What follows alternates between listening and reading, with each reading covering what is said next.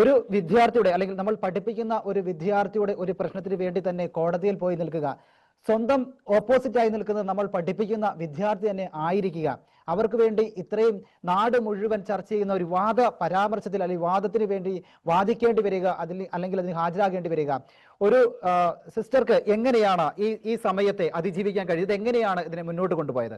അങ്ങയുടെ ആ അനുഭവം ഒന്ന് പറയാമോ? ഞാനിത് വളരെ പേഴ്സണൽ ആയിട്ടുള്ള ഒരു അനുഭവമായിരുന്നു എനിക്കിത്.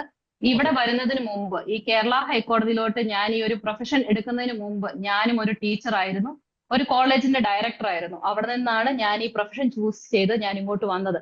അപ്പോൾ ഒരു കുട്ടി എനിക്ക് ആരാണെന്നുള്ളത്, എന്റെ ജീവിതത്തിൽ ഓരോ കുട്ടികളുടെയും പ്രാധാന്യം എനിക്ക് നന്നായിട്ട് അറിയാം. അപ്പോൾ ഇന്ന് അവിടെ ആ കുട്ടിക്ക് ഓപ്പോസിറ്റായി നിൽക്കേണ്ടി വന്നപ്പോൾ ഞാൻ മാത്രമല്ല, ഞങ്ങളുടെ അസോസിയേറ്റ്സ്, എന്റെ സീനിയർ ആയിട്ടുള്ള വിമല ബിനു, അഡ്വക്കേറ്റ് വിമല ബിനു, ഞങ്ങളുടെ അസോസിയേറ്റ്സ് എല്ലാവരും വളരെ ദുഃഖത്തോടു കൂടിയാണ് നിന്നത്. പക്ഷെ ഞങ്ങൾക്കറിയാമായിരുന്നു ഈ ഒരു വാദം നമുക്ക് വളരെ ഇമ്പോർട്ടന്റ് ആയിട്ടുള്ളതാണ്.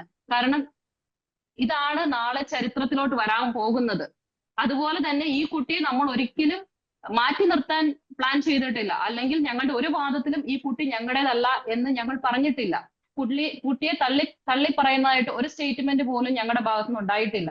ഞങ്ങൾ എപ്പോഴും കുട്ടിയെ ചേർത്ത് പിടിക്കുവാനും കുട്ടി ഞങ്ങളുടേതാണ്, ഞങ്ങളിൽ ഒരാളാണ്, ഞങ്ങളുടെ കുട്ടികളിൽ ഒരാളാണെന്നുള്ള നല്ല ബോധത്തോടു കൂടി തന്നെയാണ് ഞങ്ങൾ ഇന്ന് സംസാരിച്ചത്. പക്ഷെ നമുക്ക് ഈ വിവാദങ്ങൾക്ക് ഒരു അവസാനം വരണമെന്നുണ്ടായിരുന്നു.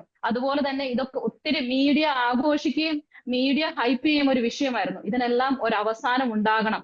ഈ പിള്ളേർക്ക് വേണ്ടി ദിനരാത്രികളോളം കഷ്ടപ്പെടുന്ന സിസ്റ്റേഴ്സിന് ഒരു വോയിസ് ഉണ്ടാകണം, അല്ലെങ്കിൽ അവരും കേൾക്കപ്പെടണം. കറക്റ്റായ കാര്യങ്ങൾ, അവർ പറയുന്ന കറക്റ്റായ കാര്യങ്ങൾ കേൾക്കപ്പെടണം എന്നുള്ള ആഗ്രഹത്തോടും തീഷ്ണതയോടും കൂടിയാണ് ഇന്ന് ഞങ്ങൾ സംസാരിച്ചത് കോടതി.